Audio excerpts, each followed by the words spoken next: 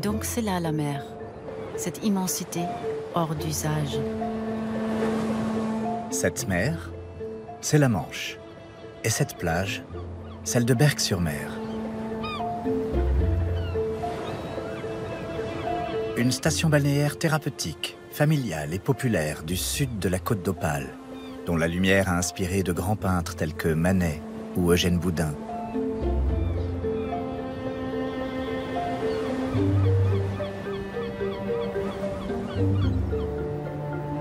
Un ancien village de pêcheurs, dont les 12 km de plage bordées de dunes naturelles débouchent sur la baie d'Authie, dernière baie sauvage d'Europe.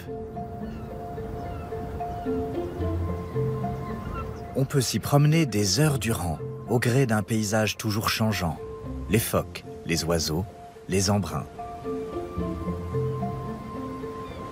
Mais Berck est aussi un lieu marqué par l'histoire, qui garde bien visibles les traces du mur de l'Atlantique construit par les Allemands pendant la dernière guerre.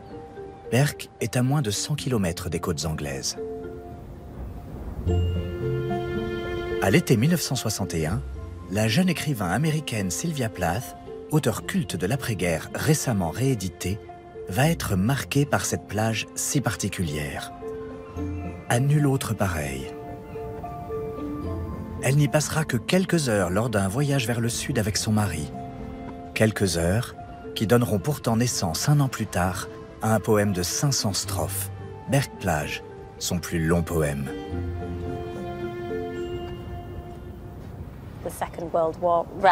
Les vestiges de la Seconde Guerre mondiale restent disséminés ici, sous nos yeux. Plath les a vus tels que nous les voyons aujourd'hui. Et à la fois, ils n'ont cessé de changer. Lorsque je suis venue la première fois à Berck-Plage dans les années 90, c'était de simples tas de béton. Maintenant, les bunkers ont leur propre histoire. Les graffitis que j'ai vus ici, il y a 10 ans, sont différents de ceux d'aujourd'hui. C'est le sens de l'histoire, la dynamique de l'histoire, le changement permanent. C'est plutôt fascinant.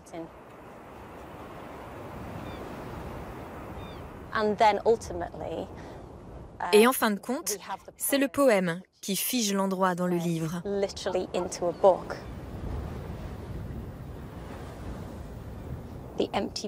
Les bancs vides de la mémoire veillent les pierres, les dalles de marbre aux veines bleues, les bocaux remplis de jonquilles. C'est tellement beau ici, c'est tellement reposant.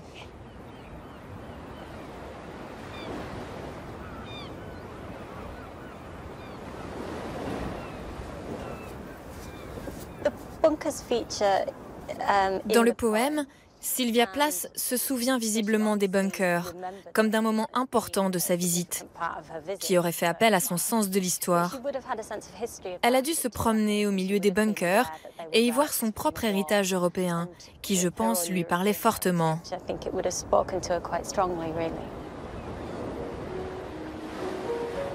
Fille d'émigrés autrichiens et allemands, Sylvia Plath, née en 1932, est omnubilée par la Seconde Guerre mondiale qui hante toute son écriture.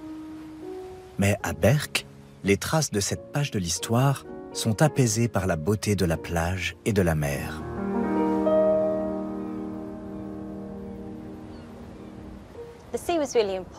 L'océan était très important pour Sylvia Plath. Elle est née au bord de la mer, a grandi au bord de la mer.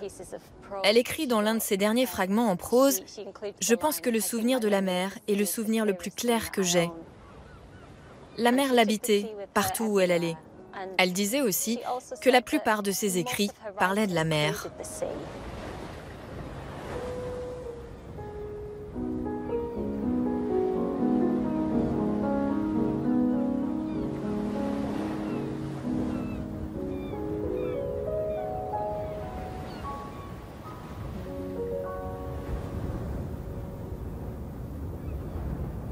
Berck sur la Manche. Encore les plaisirs de la plage, encore des enfants heureux et des grandes personnes qui redeviennent des enfants. Au lendemain de la Seconde Guerre mondiale, la ville de Berck, dont le front de mer a été détruit par les bombardements, doit son salut à ces plaisirs de la plage. La petite station balnéaire connaît un vrai essor populaire et lorsque Sylvia Plath la découvre en juillet 1961, les plages sont bondées.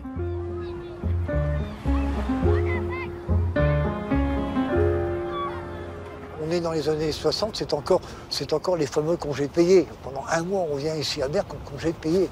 Donc le mois de juillet et le mois d'août, moi j'ai connu ces périodes-là dans les années 60. Il y avait jusqu'à 100 000 personnes ici à Berck.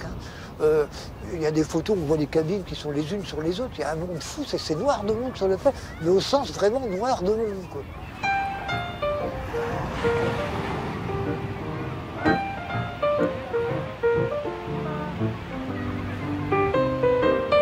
Il y avait des stades sur la plage pour les enfants, mais les stades étaient pleins à craquer. Il y avait des centaines d'enfants. Dans les années 50-55, les houillères nationales ont racheté ici un ancien hôpital qui s'appelait l'hôpital de la Santé, avec un grand hôtel qui s'appelle Regina. Et ils ont transformé tout ce bloc-là, ici, en centre de vacances pour les houillères nationales. Contrairement à sa bourgeoise voisine du Touquet qui accueille les riches Lillois, Berck la prolétaire s'est notamment développée grâce à l'installation d'un centre de vacances pour les nombreux mineurs de la région. Parce que les mineurs sont arrivés ici. Alors évidemment, ils vivaient un peu en autarcie, ils vivaient chez eux et compagnie, mais il en demeure pas moins vrai que ces gens-là sortaient, ils achetaient des cartes postales, on buvait un pot. Ça a été pour nous, à la reprise après la guerre, un coup de fouet extraordinaire. Si tu voulais, tu changerais pour moi tes petites habitudes. Tu me dirais ce que j'aimerais, de belles paroles en majuscules. Oui, mais voilà, qu'il n'en est rien.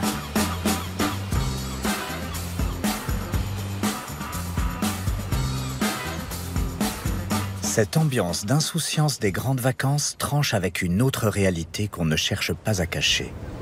Celle des hôpitaux maritimes, plantés dans les dunes, et qui accueillent des malades du monde entier, en quête des bienfaits des bains et de l'air marin. Berck est une station thérapeutique réputée depuis le milieu du 19e siècle, spécialisée dans l'accueil des convalescents, et ses hôpitaux sont aujourd'hui encore le premier employeur de la ville.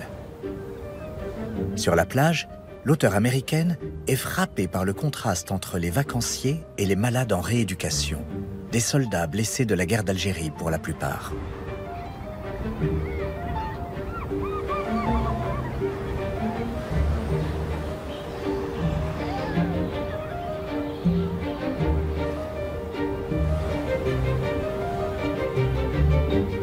La plage était remplie à la fois d'enfants, de vacanciers, mais aussi des résidents de ces hôpitaux maritimes qui accueillaient des éclopés, des estropiés, des personnes avec beaucoup de béquilles, de fauteuils roulants.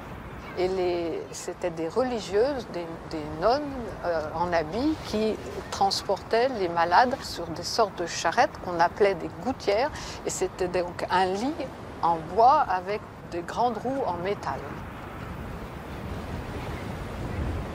C'est beau cette image de corps malades que des personnes prennent la peine de déposer et de transporter pour venir profiter de cet air marin qui guérit tout.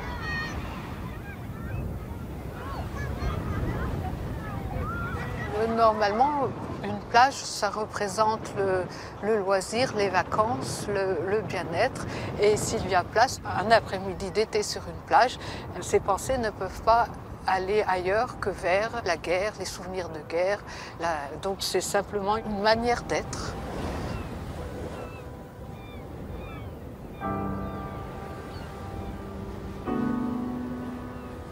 On the balconies of the hotel, things are glittering. Au balcon de l'hôtel, les choses brillent. Les choses. Des fauteuils roulants aux tubes d'acier, des béquilles en aluminium et la grande douceur du sel.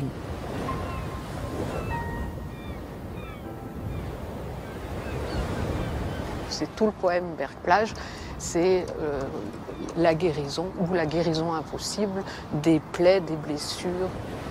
Et ce sont des images assez fortes. Il y a beaucoup de bruit, de cliquettes.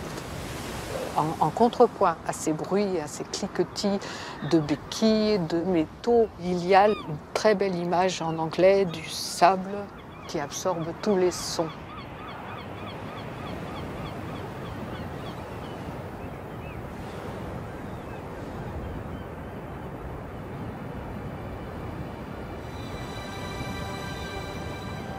sandy damper kills the vibrations. It stretches for miles. The shrunk voices waving. Une épaisse couche de sable étouffe les vibrations. Elle s'étend sur des kilomètres et des kilomètres. Et les voix flottent, immatérielles, diminuées de moitié. Le regard vient heurter contre ces surfaces lisses.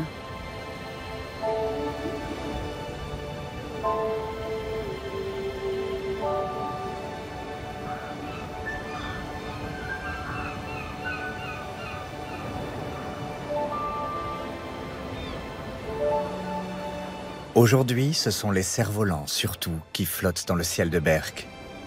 La ville est un haut lieu de ce loisir populaire. Surprenante ville de Berck, aux multiples visages et attraits.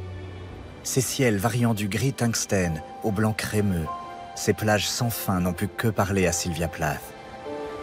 Berck, entre ombre et lumière, possède, été comme hiver, ce charme particulier des lieux qui ne s'offrent pas au premier regard.